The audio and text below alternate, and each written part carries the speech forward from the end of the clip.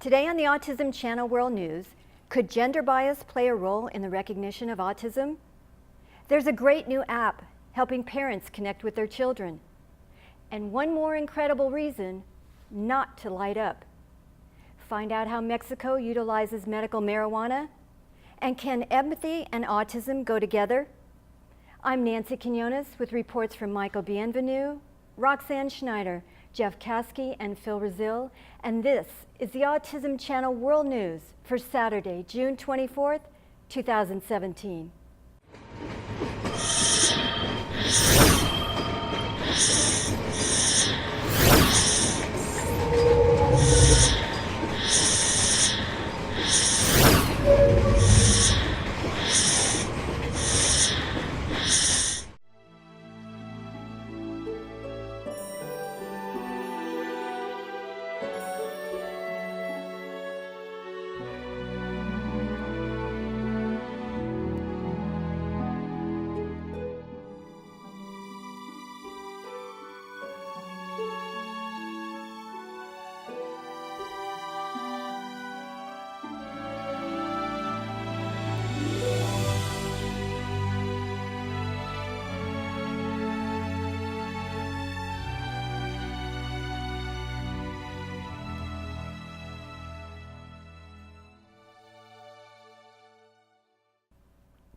How reliable are current techniques in identifying females with autism? Michael Bienvenu has our first report. It is common knowledge that males are more than twice as likely to be diagnosed with autism than females. In fact, some studies indicate that the ratio may be as high as 16-1. Is it possible that the occurrence of autism is actually much greater in males than females? Or is it possible that this ratio reflects some sort of gender bias in diagnosis protocols? The National Autistic Society in Britain suggests that females are less likely diagnosed as autistic unless their symptoms are more severe, and as a result, high-functioning females may receive less help compared to males. Findings indicate that one reason is that females may be better at hiding their challenges. The current diagnostic criteria for an autism diagnosis is based on behavioral characteristics that may make males on the spectrum noticeably different than females. In a 2016 BBC interview, Dr. Judith Gould suggested that diagnostic questions need to be altered to identify females with autism who are overlooked under current standards. Autism may be masked due to different coping patterns and social norms for females. The interests of girls on the spectrum are often similar to interests of other girls, and it is the intensity of these interests that set them apart from their peers. Therefore, short-term observation alone can lead to underdiagnosis. Researchers suggest that a wider perspective which focuses on social, communication, and imagination dimensions in females, along with the standard developmental history, should be incorporated into the scanning process. The reality is that there aren't any definitive findings as to why the frequencies of spectrum diagnosis are so much greater in males than females, but many researchers believe that current diagnostic methods need revision to prevent autistic females from falling through the cracks and not receiving available treatment and therapies that ultimately improve their quality of life as well. An animated character app helps parents make the connection, and Roxanne Schneider has the details. Roxanne? Ron Suskin's son Owen was 3 years old when he lost all speech.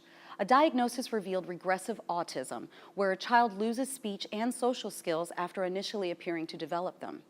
But Suskin and his wife Cornelia soon discovered that Owen's continued love for Disney movies allowed them to talk with him using dialogue from the movies.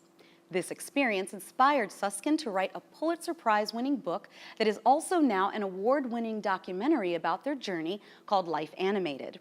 Using the momentum of their story, Suskin was able to raise $7.1 million and together with leading technologists and neuroscientists founded the Affinity Project, which created the Sidekicks app. Science shows that 90% of children on the spectrum have specific affinities that hold their interest and can be used to help them express themselves. Parents using the app have seen their child's ability to talk about a broader range of emotions increase, as well as the length of words used in sentences. In some cases, going from 3-word sentences to 6-word sentences. To quote one mom using the app, "I think anything that you can do for your children to help them grow and develop is important. Children like technology, and this is leveraging technology and bringing it together with emotions to allow them to understand the range of things that we go through in life." So here's how it works. Your child can upload his favorite character on his phone or tablet, and parents can then converse with their child by using their phone or computer to send a message that will play through the app in real time in the sound of the character's voice. In early Sidekicks testing, parents using Sidekicks for 10 or more sessions saw improvement in their child's ability to identify and regulate their emotions, as well as form independent questions. Coach on Demand is another valuable aspect of the app. Director of Coach on Demand, Dr. Eric Gregory, PhD, says this is a way for trained professionals here at Sidekicks to interact with your child's hero when the parent doesn't have time to do so. It also provides guidance for parents on how to use the app. With new features being developed and studies measuring its efficacy and how it affects the user, Sidekicks is sure to be groundbreaking in the world of autism. You can download Sidekicks on Android or Apple devices by visiting their app store.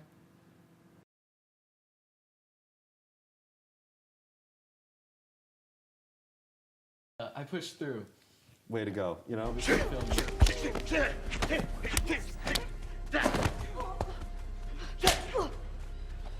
I'm autistic, Seth Lee, scene 5, take 1.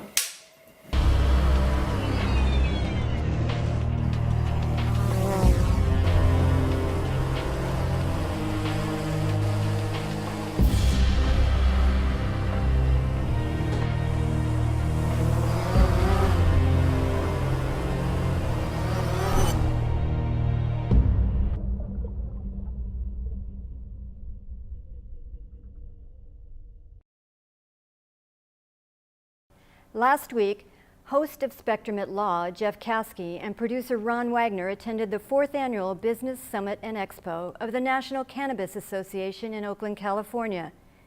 They wanted to find out about advances, research, and availability of medical marijuana in treating autism. Medical marijuana has been successfully used to treat various autism-related issues, such as seizures, erratic behavior, intestinal problems, and only through ongoing research will the possibility of other uses be found. The keynote speaker at the expo was Vicente Fox, former president of Mexico. In a news conference, Jeff asked President Fox about the use of medical marijuana in Mexico for the treatment of autism. Unfortunately, it is. Martha and myself, we have a foundation by the name of CRISMA. We deal with autism, we deal with anything related to the brain, to Alzheimer, to memory, but more, we deal with severe brain damaged persons. We attend 200 of them in San Miguel de Allende. We're building a new facility to attend 500, all of them coming from poor and humble families.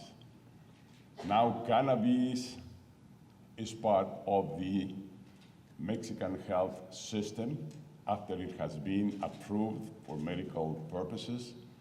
So health authorities in Mexico, the Seguro Social, the Seguro for bureaucracy, the private system, now all of them have access and will take advantage of this new authorization to use cannabis for medical use. And I know we can help people with this kind of drug today, especially people that are affected in their brain.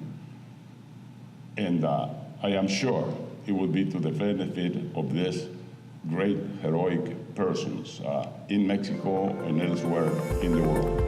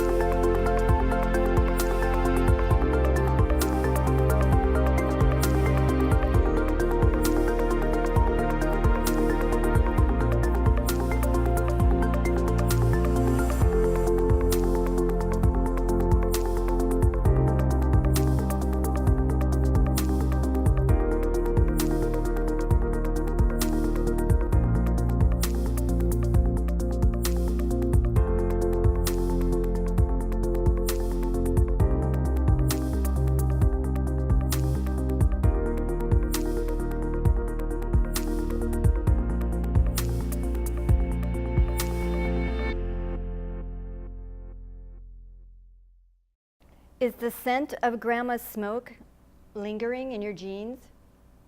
Phil Razil has the surprising details. A study conducted by England's University of Bristol has found a link between maternal grandmothers who smoked during pregnancy and granddaughters born on the autism spectrum. The study, known as Children of the 90s, included a large sample group of 14,500 women, making the results very compelling. Researchers found that mothers who smoked during their pregnancies over 25 years ago damaged the mitochondrial DNA of their developing babies, as well as the eggs the female children would one day develop into the next generation. The research published in Scientific Reports in April 2017 showed female babies born in the study had damage to their future eggs' mitochondrial DNA. In this study, daughters born to smoking mothers in 1991 and 92 are having children diagnosed with ASD in much higher percentages than the general population, even if they themselves did not smoke during pregnancy. 67% versus 14% for the overall population, increasing the odds of having a child on the spectrum by 53% due to the genetic effects of smoking. The study also showed that granddaughters were more likely to be affected with ASD than grandsons due to different growth and development patterns in preborn boys versus girls. According to Jean Golden, one of the authors of the study, the great-granddaughters of the original smoking mothers will also be included in the study to determine if the damage continues past the current childbearing generation. So think about your future grandchild before you light up that next smoke. Stay tuned to the Autism Channel World News for more information on this study as it develops. Thank you, Phil. In a May 2017 article in Psychology Today, Dr. Steve Taylor, a psychologist at Leeds Beckett University in England, questions previous theories that those on the spectrum lack empathy because they are autistic. Accepted definitions suggest that empathy requires the ability to see life through someone else's eyes or being able to pick up on the thoughts and feelings of others. Taylor suggests that with such a limited definition, it may appear that those with autism lack empathy. He suggests that such a narrow definition is what psychologists refer to as shallow or cognitive empathy. That is, a clinically measured ability to put yourself in someone else's shoes. He says that this narrow definition ignores deep or effective empathy, which is the ability to not just imagine what others are feeling, but actually feel what others are feeling and have true compassion for others. Dr. Taylor believes that cognitive and effective empathy work independently of one another. For example, someone who exhibits exploitative behaviors can sense the feelings of others and tell them what they want to hear, but in turn lack the ability to sense the suffering they inflict on others through their shallowness. Just the opposite is true for those on the spectrum. They tend to exhibit deep or effective empathy while often lacking the ability to express their sensitivities. Observations by parents and others close to someone on the spectrum insist that they in fact seem to feel deeply others' emotions and react very strongly to their sufferings and happiness. Dr. Taylor insists that contrary to early theories, autism is not an empathy disorder. Empathy is not easily measured. In those who have difficulty expressing their feelings, it may appear that there is a lack of empathy when in fact the subject may be highly empathetic. The fact is, those with autism may have difficulty expressing their own feelings, but that does not necessarily mean that they lack the empathy that makes us all truly human.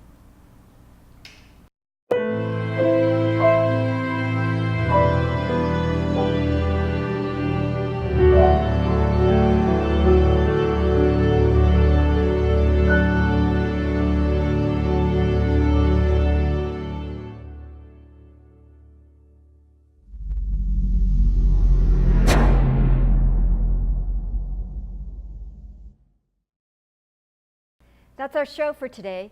For our news team and everyone here at the Autism Channel World News, join us again as we continue to unlock the wonders of autism. I'm Nancy Quinones.